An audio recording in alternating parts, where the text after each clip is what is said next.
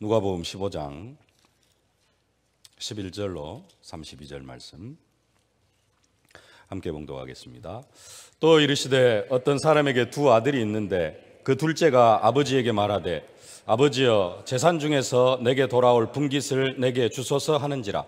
아버지가 그 살림을 각각 나누어 주었더니 그 후에 며칠이 안 되어 둘째 아들이 재물을 다 모아가지고 먼 나라에 가 거기서 허랑방탕하여 그 재산을 낭비하더니 다 없앤 후 그 나라에 크게 흉년이 들어 그가 비로소 궁핍한지라. 가서 그 나라 백성 중 한 사람에게 붙여 사니 그가 그를 들로 보내어 돼지를 치게 하였는데 그가 돼지 먹는 지엽 열매로 배를 채우고자 하되 주는 자가 없는지라. 이에 스스로 돌이켜 이르되 내 아버지에게는 양식이 풍족한 품꾼이 얼마나 많은가. 나는 여기서 주려 죽는구나. 내가 일어나 아버지께 가서 이르기를 아버지, 내가 하늘과 아버지께 죄를 지었사오니 지금부터는 아버지 아들이라 일컬음을 감당하지 못하겠나이다. 나를 품꾼의 하나로 보소서 하리라 하고 이에 일어나서 아버지께로 돌아가니라. 아직도 거리가 먼데 아버지가 그를 보고 측은히 여겨 달려가 목을 안고 입을 맞추니 아들이 이르되 아버지, 내가 하늘과 아버지께 죄를 지었사오니 지금부터는 아버지의 아들이라 일컬음을 감당하지 못하겠나이다 하나 아버지는 종들에게 이르되 제일 좋은 옷을 내어다가 입히고 손에 가락지를 끼우고 발에 신을 신기라. 그리고 살진 송아지를 끌어다가 잡으라. 우리가 먹고 즐기자. 이 내 아들은 죽었다가 다시 살아났으며 내가 잃었다가 다시 얻었노라 하니 그들이 즐거워하더라. 맏아들은 밭에 있다가 돌아와 집에 가까이 왔을 때 풍악과 춤추는 소리를 듣고 한 종을 불러 이 무슨 일인가 물은데 대답하되 당신의 동생이 돌아왔음에 당신의 아버지가 건강한 그를 다시 맞아들이게 되므로 인하여 살찐 송아지를 잡았나이다 하니 그가 노하여 들어가고자 하지 아니하거늘 아버지가 나와서 권하건대 아버지께 대답하여 이르되 내가 여러 해 아버지를 섬겨 명을 어김이 없거늘 내게는 염소 새끼라도 주어 나와 내 벗으로 즐기게 하신 일이 없더니 아버지의 살림을 창녀들과 함께 삼켜버린 이 아들이 돌아오매 이를 위하여 살진 송아지를 잡으셨나이다. 아버지가 이르되 너는 항상 나와 함께 있으니 내 것이 다 내 것이로되 이 내 동생은 죽었다가 살아났으며 내가 잃었다가 얻었기로 우리가 즐거워하고 기뻐하는 것이 마땅하다 하니라. 아멘.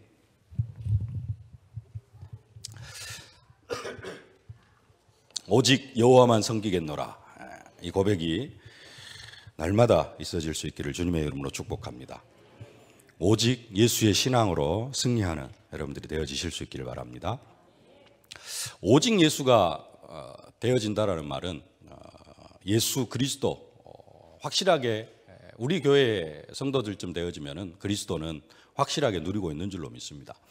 그러면 그리스도를 확실하게 알고 누린다라는 말은 무슨 말이냐면은 조금 다른 부분으로 생각을 해보면요. 일부 예배 때도 말씀드렸습니다만은 내가 예수를 믿는다고 하면서 내가 죽으면은 천국 갈 수 있을까?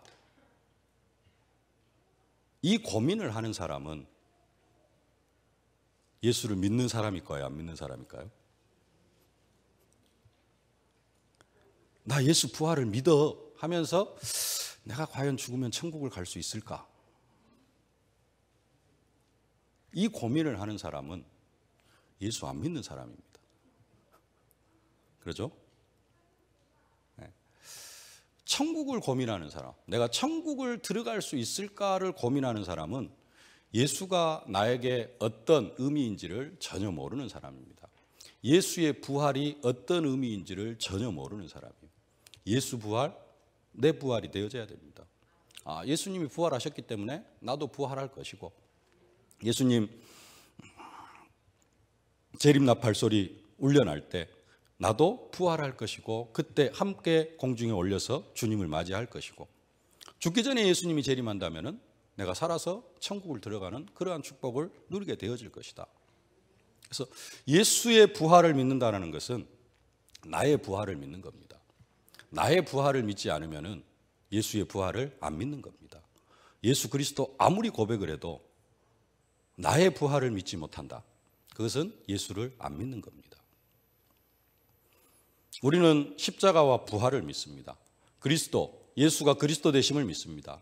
그리스도가 선지자, 제사장, 왕으로 참 선지자요, 그래서 하나님 만나는 길이 되어주시고, 참 제사장으로 우리의 모든 죄를 다 용서하시고, 우리를 저주와 재앙에서 완전하게 해방하시고, 부활하심으로 말미암아 사망 권세, 지옥 권세, 사단 권세 완전히 깨트리시고 부활의 첫 열매가 되셔서 우리가 이 땅에서 승리하게 하시고, 우리도 부활할 수 있는 그런 존재로 만들어 주셨다. 네. 그리스도와 나와의 관계, 우리는 그리스도를 너무 잘 아는데 문제는 뭐냐면은 그리스도와 나와의 관계성입니다. 그리스도의 십자가가 나에게 어떤 의미가 있는가? 그리스도의 부활이 나에게 어떤 의미가 있는가? 그리스도가 하나님 만나는 길이 되어지는 게 나에게 어떤 의미가 있는가? 계속해서 말씀을 드렸습니다만 오늘은 좀 전체적으로 정리하는 그런 시간을 좀 갖도록 하겠습니다. 우리가 십자가를 믿습니다. 예수님이 십자가에 못 박혀 죽으심을 믿습니다. 함께 믿어야 될 게 있습니다. 뭘 믿어야 되느냐?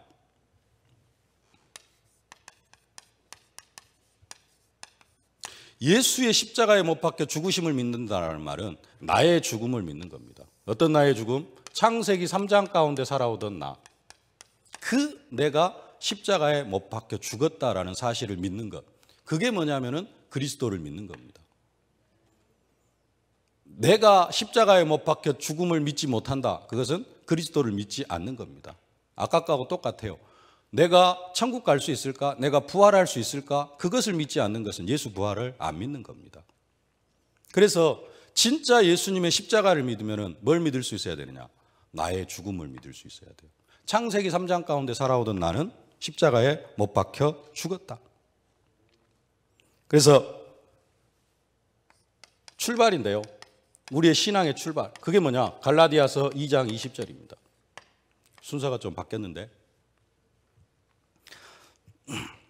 1번에 2번, 갈라디아 2장 20절 함께 봉독합시다. 내가 그리스도와 함께 십자가에 못 박혔나니 그런즉 이제는 내가 사는 것이 아니요 오직 내 안에 그리스도께서 사시는 것이라. 이제 내가 육체 가운데 사는 것은 나를 사랑하사 나를 위하여 자기 자신을 버리신 하나님의 아들을 믿는 믿음 안에서 사는 것이라. 뭘 믿어야 돼요? 내가 그리스도와 함께 십자가에 못 박혔다. 내가 십자가에 못 박혀 죽었다라는 사실을 믿는 겁니다. 그게 십자가를 믿는 겁니다. 생각이 완전히 바뀌어져야 됩니다. 창세기 3장 가운데 살아오던 나는 어떻게 되어졌어요? 그리스도와 함께 십자가에 못 박혔다. 그 믿음이 있어야 됩니다. 예수의 십자가에 못 박혀 죽으심 아무리 믿어도 창세기 3장 가운데 살아오던 내가 살아있다라고 믿어지면은 내가 천국 갈 수 있을까라는 고민을 하는 사람과 똑같은 사람입니다. 뭘 믿어야 돼요? 내가 그리스도와 함께 십자가에 못 박혀 죽었다. 창세기 3장 가운데 살아오던 나는 십자가에 못 박혀 죽었다라는 이 사실을 믿을 수 있어야 됩니다. 또 한 가지 믿을 것, 로마서 6장 4절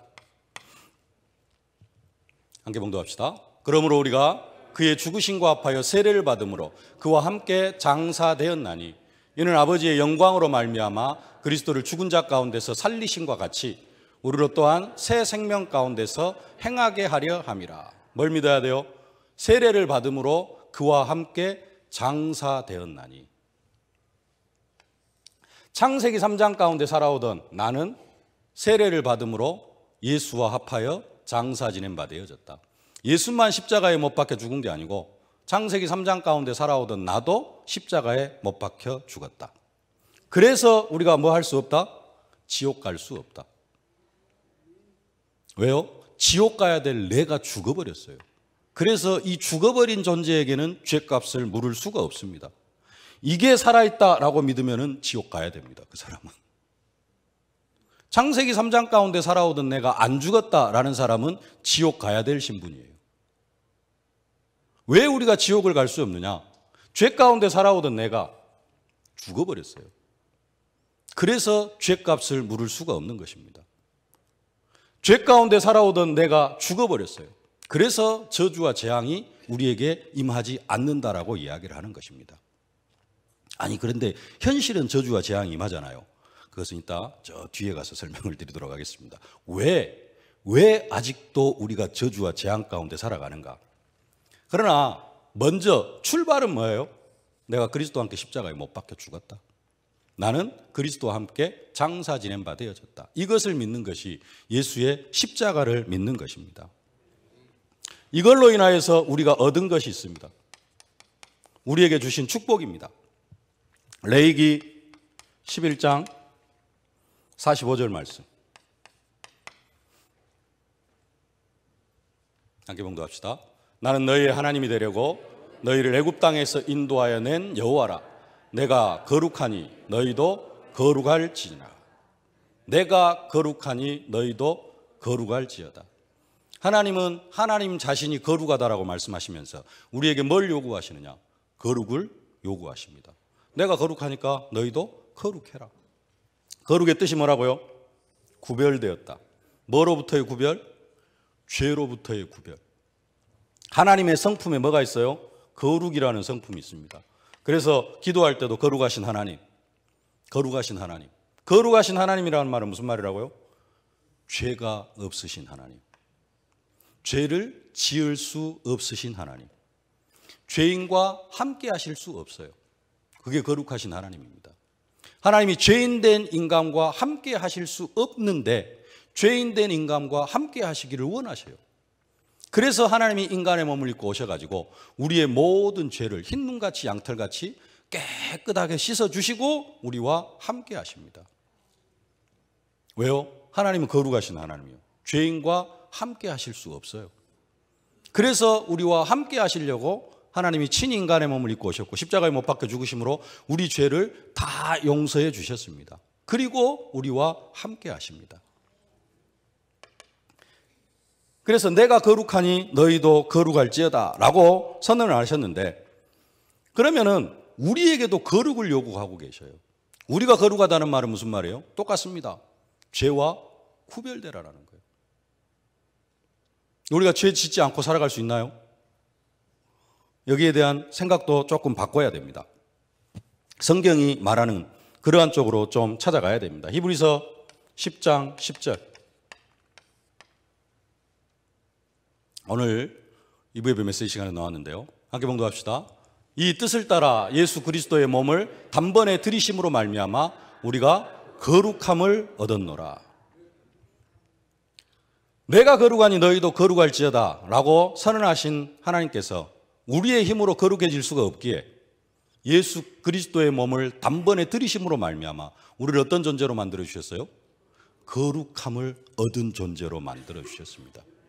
우리는 어떤 존재냐? 거룩함을 얻은 존재예요. 다시 말하면은 죄로부터 완전히 구별시켜 놓은 존재입니다. 이 상태는 언제냐? 우리가 예수를 영접하는 순간.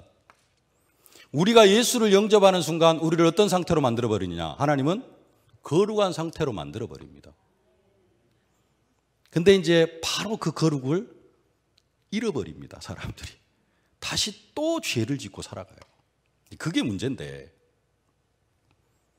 일단 예수를 영접하는 순간 우리는 어떤 상태가 되어져요?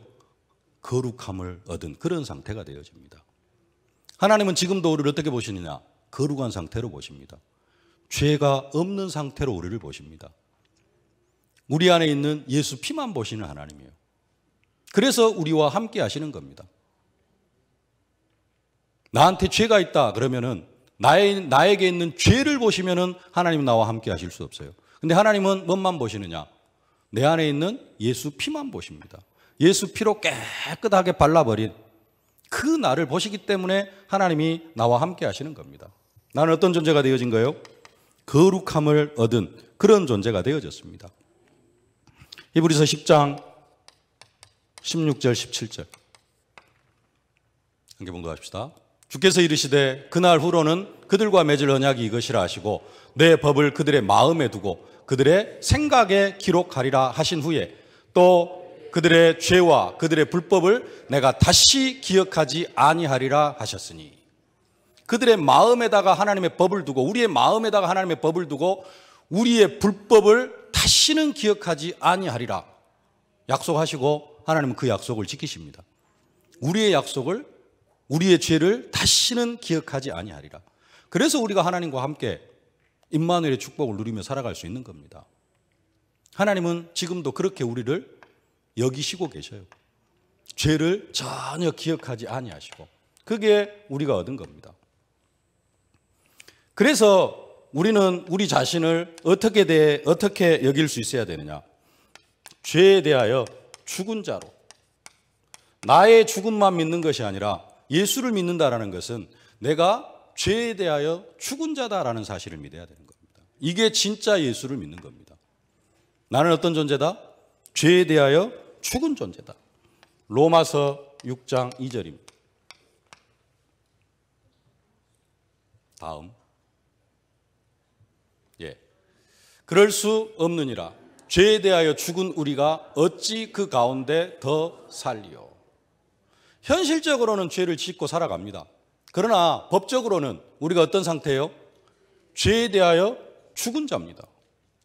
우리를 거룩하게 하셨어요. 단번에 죽으심으로 우리가 거룩함을 얻었습니다. 거룩한 상태는 어떤 상태예요? 죄와 구별되어진 상태. 죄를 지을 가능성은 아직도 충분합니다. 아담이 선악과를 따먹을 수 있는 가능성이 있는 존재로 만들어 놓으셨어요. 로봇으로 만들어 놓은 것이 아니고. 그러나 첫 아담은 원래 어떤 상태였어요? 죄가 없는 상태였습니다. 그런데 이제 사단에게 속아서 죄를 짓고 하나님을 떠나죠. 우리가 구원을 받을 때에도 우리를 어떤 상태로 만들어 놨느냐? 죄에 대하여 죽은 자로. 죄를 안 지을 수 있는 그런 존재로 하나님이 우리를 만들어 놨어요. 근데 우리의 생각이 늘 죄에 대하여 살아있는 것처럼 생각을 해요. 나는 죄를 지을 수밖에 없는 존재다라고 생각을 합니다. 그래서 다시 한번 이야기를 합니다. 로마서 6장 11절. 함께 봉독합시다. 이와 같이 너희도 너희 자신을 죄에 대하여는 죽은 자요 그리스도 예수 안에서 하나님께 대하여는 살아있는 자로 여길지어다. 이게 예수 믿는 믿음입니다. 나는 죄를 지을 수밖에 없는데요가 아니라 나는 죄에 대하여 죽은 자다. 그리고 그리스도 예수 안에서 하나님께 대하여는 살아있는 자다. 비록 죄를 짓고 살아간다 할지라도 그래도 우리의 믿음은 뭐라고 고백을 해요? 나는 죄에 대하여 죽은 자다. 죄에 대하여 죽은 우리가 어찌 그 가운데 더 살리요. 그래야 뭣도 할 수 있어요? 회개도 할 수 있어요. 죄를 지을 수밖에 없는 존재가 죄를 지으면 그 회개가 진짜 회개일까요? 나는 죄를 지을 수 없는 존재로 하나님께서 만들어 놓으셨는데 내가 또 사단에게 속아가지고 죄를 지었구나 하면서 회개하는 회개가 진짜 회개일까요? 나는 원래 죄를 지을 수밖에 없는 존재인데 죄를 또 지었어. 그건 당연한 겁니다. 그러면은 그건 회개가 아니고 그냥 또 실수했구나 이런 정도의 수준입니다. 진정한 회개가 안 되어져요. 돌아서지를 못하는 겁니다. 죄에 대하여는 어떤 존재로? 죽은 자로 여겨라. 죄에 대하여는 죽은 자요 그리스도 예수 안에서 하나님께 대하여는 살아있는 자로 여길지어다. 이게 예수의 십자가를 믿는 겁니다. 예수님이 십자가에 못 박혀 죽으셔가지고 나를 어떤 존재로 만들어 주셨느냐? 죄에 대하여 죽은 자로. 로마서 6장 19절 함께 봉독합시다. 너희 육신이 연약함으로 내가 사람의 예대로 말하노니 전에 너희가 너희 지체를 부정과 불법에 내주어 불법에 이른 것 같이 이제는 너희 지체를 의에게 종으로 내주어 거룩함에 이르라. 하나님이 우리를 거룩하게 하셨는데 우리 또 계속해서 뭐하고 살아가요? 죄 짓고 살아가요. 그러니까 불법에 내주어 불법에 이른 것 같이 너희 지체를 부정과 불법에 내주어 불법에 이른 것 같이 이제는 너희 지체를 의에게 종으로 내주어 거룩함에 이르러 가라. 하나님께서 우리를 거룩한 존재로 만들어 주셨어요. 거룩한 존재로 만들어 주셨는데 그래서 이 거룩을 유지하고 살아가야 되는데 또 사단에게 속아가지고 맨날 선악과 따먹고 살아가요. 그래서 그렇게 살아가지 말고 이제는 죄에게 내어준 것 같이 이제는 너희 지체를 의에게 종으로 내주어 거룩함에 이르라. 나를 이렇게 믿는 것. 그냥 예수님이 십자가에 못 박혀 죽으셨습니다. 그게 아니고요. 그 십자가가 나를 어떻게 만들었는가. 이게 십자가의 은혜입니다. 나를 이런 존재로 만들어 주셨어요. 일단 여기에서 신앙이 출발을 해야 됩니다. 창세기 3장 가운데 살아오던 나를 완전히 십자가에 못 박아 죽여버리고 예수를 영접하는 순간 창세기 3장 가운데 살아오던 나를 그리스도와 함께 십자가에 못 박아 죽여버렸어요. 장사 지낸 바 되어져 버렸습니다. 나는 그걸 믿어야 돼요. 그리고 나를 거룩하게 하셨습니다. 죄에 대하여 죽은 자, 죄에 대하여 죽은 우리가 어찌 그 가운데 더 살리요. 이 고백을 하는 게 예수 십자가를 믿는 고백입니다. 두 번째로 우리는 뭘 믿죠? 그리스도의 부활, 왕 되신 그리스도를 믿습니다. 부활하심으로 말미암아 사단 권세, 지옥 권세, 사단 권세 완전히 깨트리시고 사망 권세 깨트리시고 승리하신 그리스도를 믿습니다. 그 그리스도를 믿는다라는 말은 뭘 믿는 거예요? 아까 말씀드렸던 나의 부활도 믿는 겁니다. 기본적으로 내가 부활할 것이다라는 게 안 믿어지면은 예수 부활 안 믿는 겁니다. 그렇죠? 네. 근데 그런 정도의 수준이 아니에요. 뭘 믿어야 되느냐? 계속해서 말씀을 드렸습니다만은 보좌의 축복을 믿으실 수 있기를 바랍니다. 나에게는 어떤 축복을 허락해 주셨어요?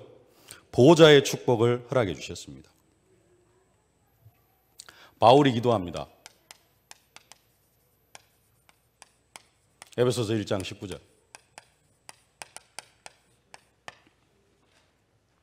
에베소서 1장 19절 함께 봉독합시다. 그의 힘의 위력으로 역사하심을 따라 믿는 우리에게 베푸신 능력의 지극히 크심이 어떠한 것을 너희로 알게 하시기를 구하노라. 그 힘의 능력으로 역사하심을 따라 믿는 우리에게 베푸신 능력의 지극히 크심. 복잡한데요. 우리에게 베푸신 능력이 얼마나 큰지를 너희가 알기를 원한다. 그걸 지금 기도하고 있는 겁니다. 근데 그 능력이 우리 안에 바로 설명한 게 아니고 그리스도 안에서 그 능력이 어떻게 역사했는가 그것을 먼저 설명합니다. 첫 번째는 뭘 했느냐? 그를 죽은 자 가운데서 살리셨어요. 그리고 두 번째는 뭘 하셨느냐? 그를 보좌 우편에 앉히셨어요.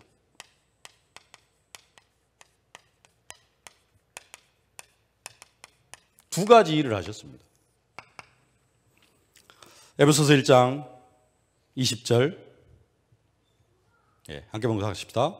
그의 능력이 그리스도 안에서 역사하사 죽은 자들 가운데서 다시 살리시고 하늘에서 자기의 오른편에 앉히사. 두 가지를 하셨습니다. 죽은 자들 가운데서 살리시고 하늘에서 자기의 오른편에 앉혀주셨어요. 하나님 오른편에, 하나님 보좌 우편에 앉혀주셨습니다. 이 보좌 우편에 앉혀주셨다는 말이 무슨 말이라고요? 21절 말씀. 모든 통치와 권세와 능력과 주권과 이 세상뿐 아니라 오는 세상에 일컫는 모든 이름 위에 뛰어나게 하시고 또 만물을 그의 발 아래 복종하게 하시고 그를 만물 위에 교회의 머리로 삼으셨느니라. 모든 이름 위에 뛰어나게 하시고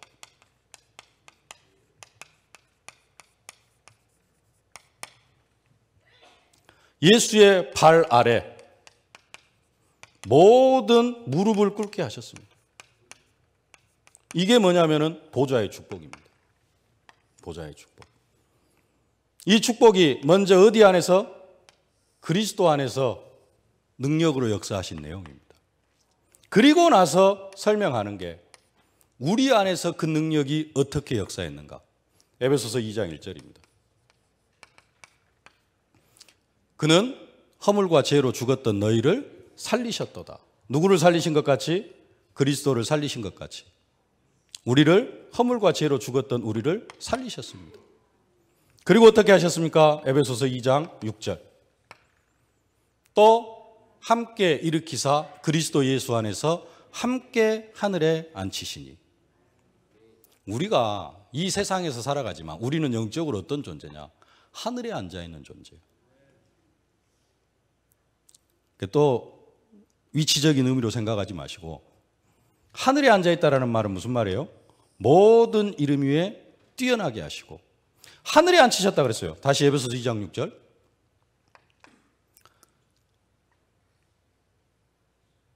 성경 에베소서 2장 6절. 다음.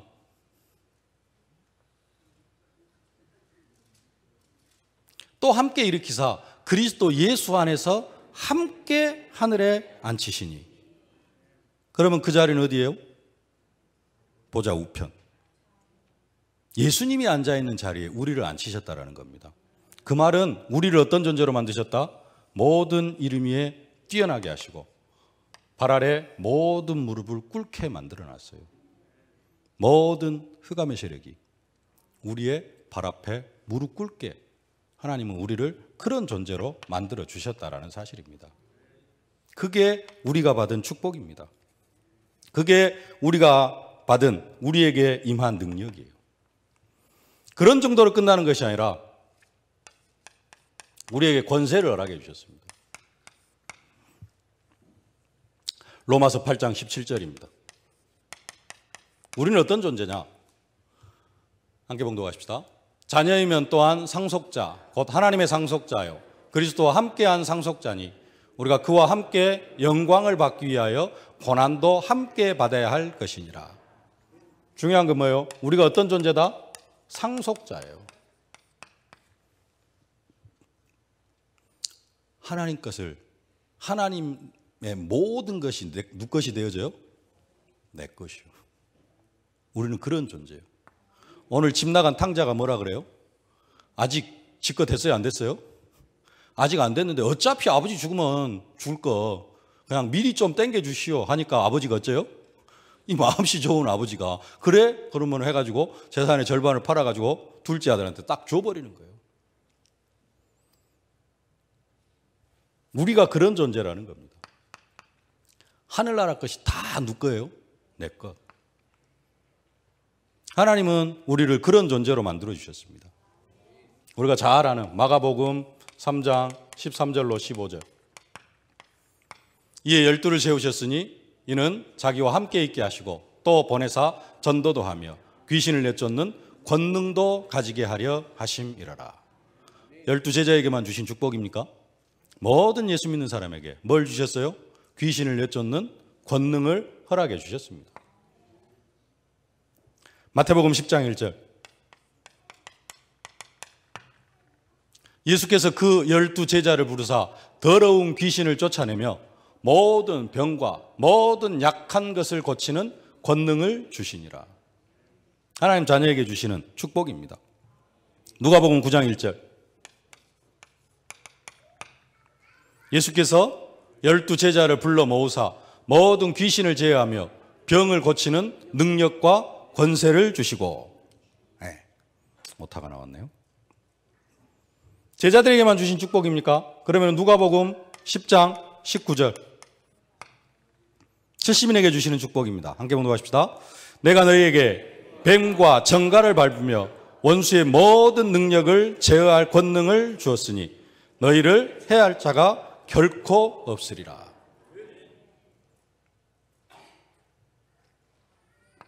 보호자의 축복을 받은 우리가 우리에게 임한 능력과 권세입니다. 그게 뭐 하면 돼요? 달라고 하는 게 아니고 이미 다 주셨어요. 신앙생활은 이것을 얼마만큼 누리고 살아가느냐. 누리고 살아가는 게 신앙생활입니다. 근데 사람들이 못 누려요. 문제는 뭐냐? 하나님이 이미 우리에게 어마어마한 축복을 주셨는데 그것을 누리지를 못한다는 겁니다. 하나님이 24시 우리와 함께 하십니다. 그러죠? 24시 1분 1초도 안 떠나고 우리와 함께 계셔요. 근데 문제는 뭐냐? 나는 임마누엘을 하루에 몇 시간이나 누릴까요? 24시 누려버리면은 어떻게 되느냐? 유광수 목사님처럼 되어집니다. 네. 24시 누려버리면은 유광수 목사님처럼 되어져요. 근데 못 누려요, 그만큼. 솔직히 한번 생각해 보세요. 양심적으로 한번 생각해 보세요. 나는 하루에 임마누엘을 몇 시간이나 누리는가? 근데 그러니까 뭘 이야기하려고 하냐면은 아는 거하고 하나님 나와 함께 하시는 것을 알아요. 아는 것과 누리는 것은 차이가 있다니까요. 근데 아는 것이 다 하는 것으로 생각을 해요. 하나님 나와 함께 하신다. 아무리 알아도 24시 못 누려 사람들이. 딴 생각하고 육신에 사로잡혀 살아가고 육신의 것을 위하여서 살아가고 썩어질 것에 종로를 하는 그것을 위하여서 살아가고요. 누림이 되어져 버리면은 이게 누림이 되어져 버리면은 이 어마어마한 축복들이 아직 좀 남았습니다만은 선지자 되시는 그리스도 여기까지 딱 우리가 누려버린다. 우리 교회 성도들만 딱 누려도요 민족 복음화는 그냥 돼버립니다. 100% 누려버리면.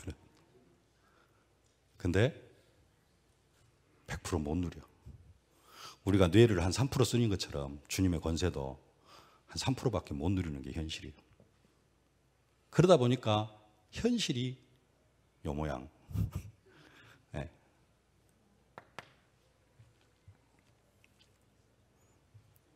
마가복음 16장 15절로 20절 17절로 20절 믿는 자들에게 이런 표적이 따르니 곧 그들이 내 이름으로 귀신을 쫓아내며 새 방언을 말하며 뱀을 집어올리며 무슨 독을 마실지라도 해를 받지 아니하며 병든 사람에게 손을 얹은즉 나으리라 하시더라. 주 예수께서 말씀을 마치신 후에 하늘로 올려지사 하나님 우편에 앉으시니라. 예수께서는 하나님 우편에 앉아 계시면서 그 능력을 가지고 20절 제자들이 나가 두루 전파할세 주께서 함께 역사하사 뭘 가지고요? 보좌 우편의 그 능력을 가지고 함께 역사하사 그 따르는 표적으로 말씀을 확실히 증언하시니라. 그게 우리에게 주신 축복입니다. 요한복음 14장 14절 함께 봉독합시다. 내가 진실로 진실로 너희에게 이르노니 나를 믿는 자는 내가 하는 일을 그도 할 것이요 또한 그보다 큰 일도 하리니 이는 내가 아버지께로 감이니라. 예수님이 하신 일보다 더 큰 일도 할 수 있을 것이라고 우리에게 친히 말씀해 주셨습니다. 히브리서 11장 14절 히브리서 1장 14절 모든 천사들은 섬기는 영으로서 구원받을 상속자들을 위하여 섬기라고 보내심이 아니냐. 천사는 뭐하는 존재예요? 우리를 섬기는 심부름꾼입니다. 심부름꾼이 있는데 짐을 직접 들고 가는 사람이 있어요, 없어요? 심부름꾼이 있어. 그럼 뭐 하면 됩니까? 맡기면 돼요. 근데 우리는 절대 안 맡기잖아요. 친히 내가 끝내야 되고 그러니까 고생이 많은 겁니다. 사도행전 1장 8절 오직 성령이 너희에게 임하시면 너희가 권능을 받고 예루살렘과 온 유대와 사마리아 땅끝까지 이르러 내 증인이 되리라 하시니라. 우리는 이미 성령을 받은 존재입니다. 오직 성령이 나에게 임하셨으니까 나는 어떤 존재요? 권능을 받았어요. 이 권능이 어느 정도예요? 원어로 두나미스라니까요. 두나미스. 여기에서 다이너마이트, 돌도 깨트리는, 바위산도 완전히 폭발을 시킬 수 있는, 영적으로 어떤 강한 흑암의 세력도 산 같은 문제도 다 깨트려 버릴 수 있는 그 능력과 권세를 우리에게 허락해 주셨습니다. 이 어마어마한 권세를 허락해 주셨는데 이 권세를 사용을 안 해요. 왜 안 하느냐? 할 데가 없어. 오늘 목사님 말씀하신 지상교회는 전투하는 교회다 그랬습니다. 영적 싸움을 싸우려고 하는 사람은 이 권세를 날마다 사용하게 되어져 있습니다. 보좌의 축복을 날마다 누리게 되어져 있어요. 모든 이름 위에 뛰어나게 하시고 내 발 아래 모든 무릎을 꿇게 하셨다. 그냥 떠나가게 해 주십시오가 아니고 이 권세를 가지고 떠나가라 선포하고 권세를 사용해요. 어떤 사람은 지상교회는 전투하는 교회고 진짜 영적 싸움을 싸워야 되겠구나. 이 세상 임금이 마귀로 많은 사람들을, 아니 지금도 모든 사람들을 어디로? 운명과 팔자로, 저주와 재앙으로 이끌어가고 있구나. 이게 보여지는 사람은 뭐 하게 되어졌어요? 이 권세를 사용을 합니다. 근데 문제는 뭐냐? 거기에 관심이 없어. 그리고 먹고 사는 데 관심이 많아요. 어떻게 조금 더 편하게 먹고 살까? 어떻게 하면은 좀 더 많이 먹고 살까? 오로지 관심이 거기 있다가 보니까 거기에는 이것을 별로 사용할 일이 없어요. 그래서 어마어마한 것을 받았음에도 불구하고 우리가 누리지를 못하는 겁니다. 선지자.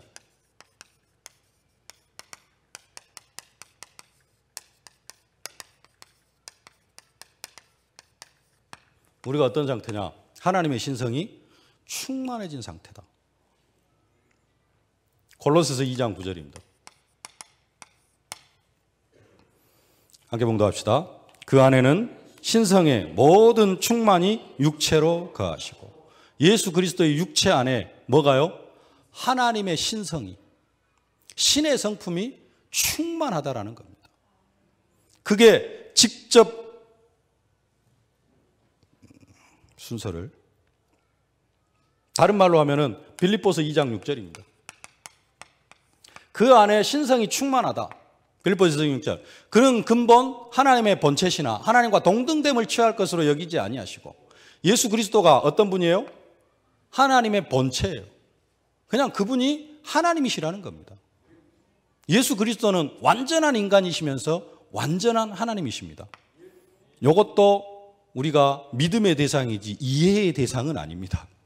이것은 이해할 수 없는 것이에요. 이건 조금 그 4차원적인 세계입니다. 그래서 우리가 이해할 수 없는데, 어쨌든 간에 그는 하나님의 본체예요. 예수가 곧 하나님이시라는 겁니다. 요한복음 14장 9절 함께 봉독합시다. 나를 본 자는 아버지를 보았거늘 어찌하여 아버지를 보이라 하느냐. 빌립이 내게 아버지를 보여주십시오 하니까, 나를 본 자, 내가 곧 하나님이니까 나를 본 자는 아버지를 보았거늘 어찌하여 아버지를 보이라 하느냐. 하나님과 예수님이 하나다라는 겁니다. 요한복음 1장 2절로 3절. 그가 태초에 하나님과 함께 계셨고 만물이 그로 말미암아 지은 바 되었으니 지은 것이 하나도 그가 없이는 된 것이 없느니라. 이 예수 그리스도입니다. 골로새서 1장 15절 함께 봉독합시다. 그는 보이지 아니하시는 하나님의 형상이시요 모든 피조물보다 먼저 나신 이시니. 예수님이 하나님의 형상이래요.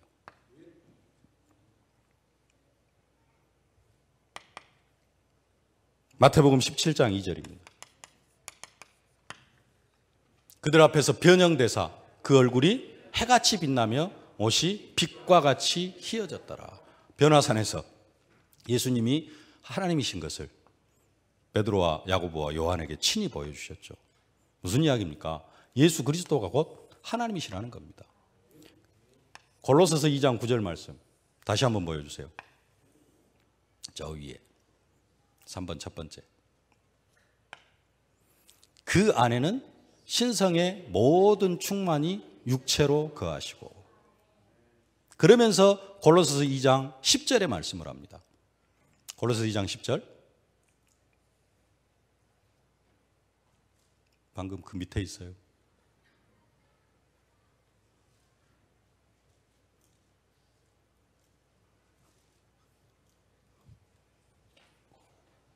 마지막 성경 구절.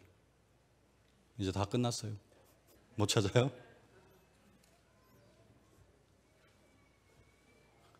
제일로 마지막. 없어요? 너희도 그 안에서 충만하여졌으니 그는 모든 통치자와 권세의 머리시니라. 너희도 그 안에서 충만하여졌대요. 뭐가 충만해졌어요? 신성이.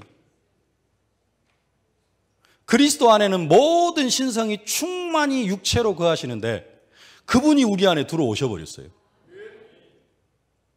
그래가지고 우리도 어떻게 되어졌어요? 신성이 충만해졌어요. 그게 하나님 만난 우리의 상태입니다. 어마어마한 거예요. 이것을 요 전체를 24시 한번 누린다고 생각해 보세요. 현장에 흑암은 다 떠나가게 되어져 있어요. 이게 하나님께서 우리에게 주신 축복입니다. 근데 문제는 뭐냐? 우리가 이것을 진짜 5%도 못 누려. 왜 못 누려요? 우리의 모든 관심이 어디에 있느냐? 먹고 사는 데 있어요. 그래서 예수님께서 말씀하셨거든요. 무엇을 먹을까, 무엇을 마실까, 무엇을 입을까 염려하지 말아라. 그런 것들은 이방인들이나 구하는 것이다. 너희는 먼저 그의 나라와 그의 의를 구하라. 이것은 언제 사용이 되어지냐면, 언제 누려지냐면 하나님 나라를 구할 때 누리고 사용하고 하는 것입니다. 근데 우리가 하나님 나라에 관심이 없어요. 그리고 뭐 하는 데만, 먹고 사는 데만 관심이 있어. 그리고 이제 이 권세를 또 어디다 사용하려고 그래요? 먹고 사는 데 사용하려고 그래요.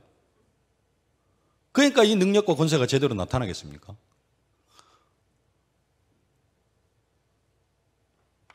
또 한 가지. 오늘 누가복음 15장을 읽었습니다. 제가 지금까지 누가복음 15장을 읽으면서 우리는 돌아온 탕자다 그랬어요. 돌아온 탕자. 다 그렇게 생각했죠. 근데 생각해 보니까 집 나간 탕자예요. 요거 싹 갖고 하나님한테 이거 다 나한테 주십시오 해가지고 뭐 하러 가요? 세상으로 가요. 뭐 하려고? 편안하게 묵고 쓰려고. 아버지 재산 싹 받아가지고 뭐 하러 가요? 세상에 묵고 쓰러 가요. 우리는 주님의 능력과 권세 싹 받아가지고 뭐 하려고 가요? 세상에서 잘 묵고 조금 편안하게 살라고.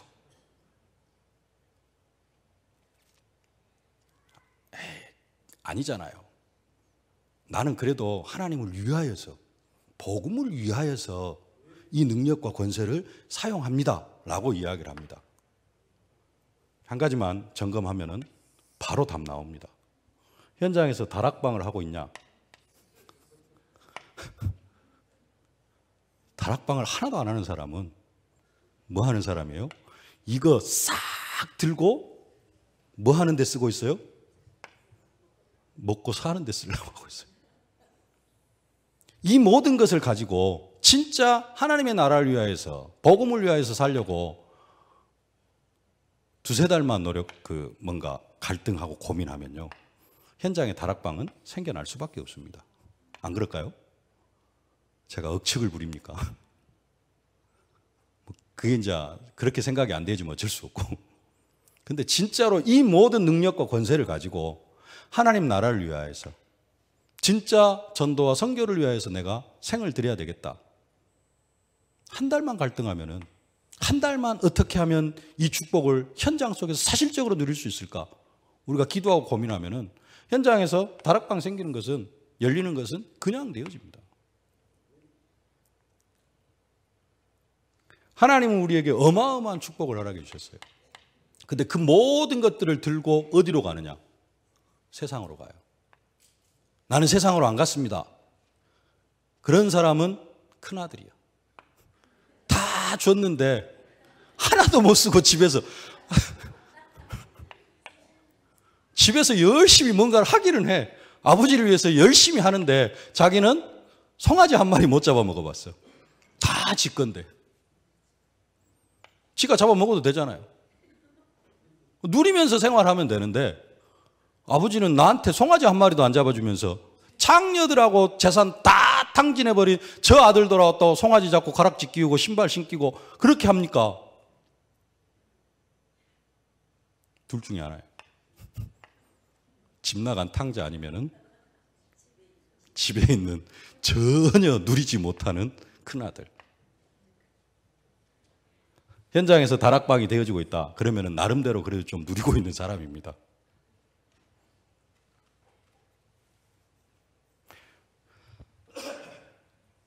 그러니까 뭐 하고 있어요? 집 나가니까 그 모든 것들을 다 들고 집 나가니까 뭐예요? 쥐업 열매도 못 먹어요. 왜 그 아들이 그 먼 데 가가지고 그 고생을 해야 돼요? 그 고생 전혀 안 해도 되는 겁니다. 근데 싹 싸들고 가가지고 세상 것들을 위하여서 살려고 하니까 그 고생을 하는 거예요. 돼지 쥐업 열매 먹고 살아요. 내 집에는 품삯 많이 받는 일꾼들이 많이 있는데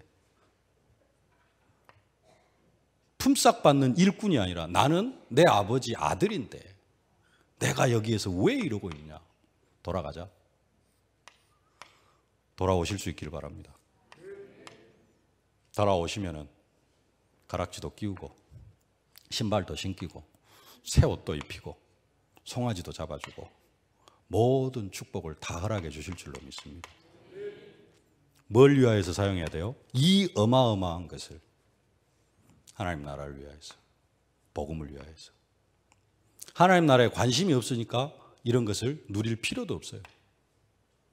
줬는데도 준지도 몰라요. 그리고 필요도 없습니다. 하나님 나라에 관심이 없는 사람은 이 능력과 권세, 보좌의 축복, 신성이 충만하여진 이런 부분들이 필요가 없어요. 전혀 필요가 없습니다. 세상에서 세상과 함께 썩어질 것들에게 종로로 달려고 하면은 이게 필요가 없어요. 그 세상에서 현장의 역사는 흑암의 세력을 꺾고 거기에다가 하나님의 나라를 이루고 한 영혼이라도 죽게 돌아오는 많은 사람들을 옳은 대로 돌아오게 해야 되겠다. 여기에 사명이 있는 사람은 이게 사실적으로 필요하고 현장에서 사용할 수밖에 없고 그러니까 또 기도할 수밖에 없고 내가 집 나간 탕자인지 돌아온 탕자인지 집에서 아무것도 못 얻어먹고 고생만 직살나게 하고 있는 큰아들 같은 존재인지 우리가 우리 자신들을 다시 한번 되돌아보면서 진짜 하나님께서 주신 축복들을 사실적으로 누리는 여러분들이 되어지실 수 있기를 주님의 이름으로 축복합니다. 살아계신 아버지 하나님, 은혜와 사랑을 진심으로 감사를 드립니다. 하나님 우리에게 모든 축복들을 완벽하게 허락해 주셨사온데 하나님 우리의 관심이 전도와 선교에 있지 아니하여서 아직도 세상에 썩어질 것들에 있어서 그 축복들을 전혀 누리지 못하고 그 축복들을 다 빼앗기고 집 나간 탕자처럼 아버지의 자산을 다 가지고 나가가지고 그거 다 잊어버리고 돼지 쥐업 열매도 먹지 못해서 배고파하는 그런 존재로 살아가고 있지는 않는지 우리의 모습들을 되돌아보게 하여 주옵소서. 탕자가 끝에는 내가 아버지께로 돌아가리라. 나를 품꾼의 하나로라도 써달라고 해야겠다라는 그러한 결단을 가지고 집으로 돌아갔던 것처럼 이제는 우리가 결단하게 하여 주옵소서. 오직 복음을 위하여서 오직 예수로 결단하게 하여 주옵소서. 오직 예수의 결단을 가지고 오직 복음을 위하여서 살아가겠다 결단하면서 하나님 주신 응답과 축복들을 사실적으로 누리는 저희들이 되어줄 수 있도록 은혜로 함께하여 주옵소서. 예수님의 이름으로 기도하옵나이다. 아멘. 만왕의 왕이 되신 우리 구주 예수 그리스도의 은혜와 우리의 인생을 별과 같이 빛나는 인생으로 축복하시는 우리 아버지 하나님의 무한하신 사랑하심과 우리가 증인의 사명을 감당해 나아가도록 능력으로 권능으로 증거로 함께 하시는 성령의 충만하신 역사가 그리스도를 믿되 나의 죽음을 믿고 보좌의 축복을 믿으며 내가 그리스도 안에서 신성이 충만하여짐을 믿고 이제는 집 나간 탕자가 아니라 돌아온 탕자가 되어져서 오직 하나님 나라를 위하여서 헌신하기를 소망하는 모든 전도자들 머리 위에 저들의 가정과 현장, 산업, 기도 제목 위에 이제로부터 영원토록 항상 함께 계실지어다. 아멘.